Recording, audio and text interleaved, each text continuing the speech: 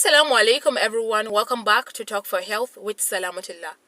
Today we're going to talk about non-communicable diseases, which is also known as NCDs. And I know, many of you will say, non-communicable diseases instead of communicable diseases?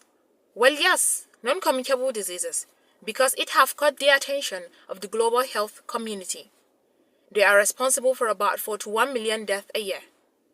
Of the fatalities caused by non-communicable diseases, 17.9 million are attributed to cardiovascular diseases, 9.3 million to cancers, 4.1 million to respiratory diseases, 1.5 million to diabetes, and remaining 8.2 million to other non-communicable diseases. And about 47% of death caused by non-communicable diseases are premature. And most of the death occurs in the low and middle income countries, which now face the double burden of non-communicable diseases and infectious diseases. So therefore, what is this non-communicable diseases? Non-communicable diseases is said to be a disease that cannot be transmitted from one person to another. For example, heart disease, which is the cardiovascular disease. We have respiratory diseases, be it asthma, allergies. We have cancer, we have diabetes, we have kidney disease, and rest. We have three main risk factors responsible for non-communicable diseases.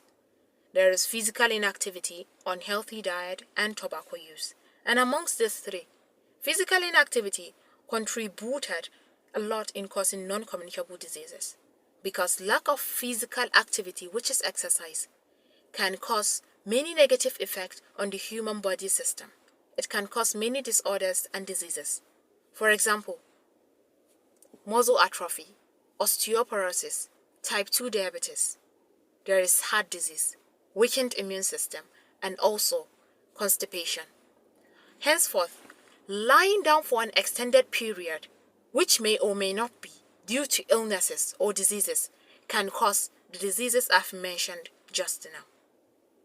And among non-communicable diseases, I would like to have a basic discussion upon diabetes mellitus, which I know many people that are being diagnosed with diabetes mellitus have no idea what that disease is.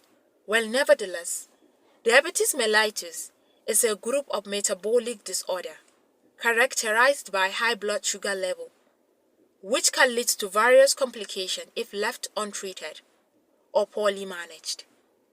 We have three types of diabetes mellitus. We have diabetes type 1, we have diabetes type 2, and gestational diabetes. Diabetes type 1, it is an autoimmune disease which the body's immune system attacks and destroys the cells in the pancreas responsible for insulin production, resulting in a complete deficiency of insulin production. Diabetes type 2.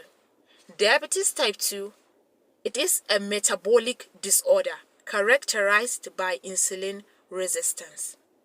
This means with type 2 diabetes, a body cannot produce enough of insulin, or it resists insulin totally. And gestational diabetes. This is a type of diabetes that develops during pregnancy, usually in the second or third trimester, due to hormonal changes and insulin resistance. Ladies or women that develop such diabetes are at higher risk of developing type 2 diabetes later in life. We have many causes of diabetes mellitus, which includes genetics, physical inactivity, insulin resistance. There is diet high in sugar and unhealthy fats. We also have hormonal imbalances and infection and inflammation. Though diabetes is increasing with age, yet it is slightly more common in men.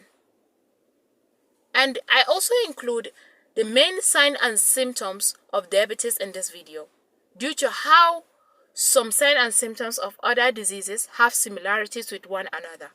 So the main signs and symptoms of diabetes mellitus are blurred vision, fatigue, increase in thirst and hunger, slow healing of cuts and wounds.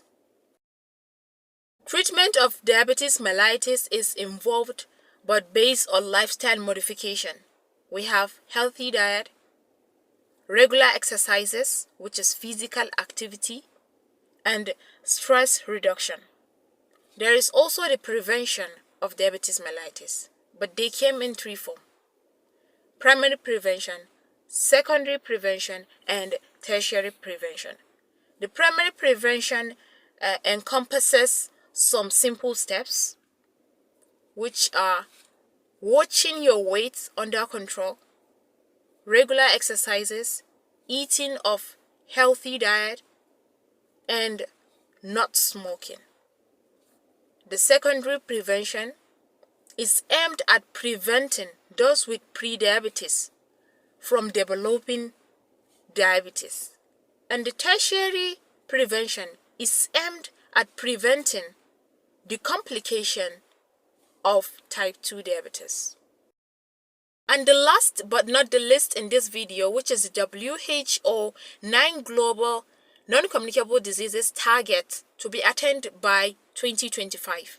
Number 1, a 25% relative reduction in risk of premature mortality from cardiovascular diseases, cancers, diabetes, or chronic respiratory diseases. Number 2, a 25% relative reduction in prevalence of raised blood pressure. Number 3, control to rise in diabetes and obesity. Number 4, a 30% relative reduction in mean population intake of salt. Number 5, a 30% relative reduction in current tobacco use. Number 6, a 10%, at least a 10% relative reduction in the harmful use of alcohol. Number 7, a 10% relative reduction in prevalence of insufficient physical inactivity.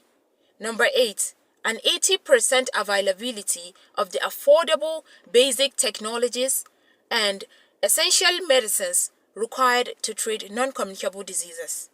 And number 9, at least 50% of eligible people receive drug therapy and counseling in order to prevent heart attack and stroke. I happened to find this interesting and also helpful when I offered the course Epidemiology 3 in my 300 level second semester. So if you like this video, please don't hesitate to give me a thumbs up, comment, share, and also subscribe to my YouTube channel, which the link will be dropped at the caption section.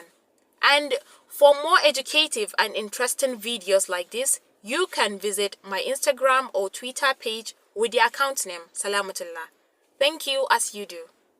Assalamu alaikum.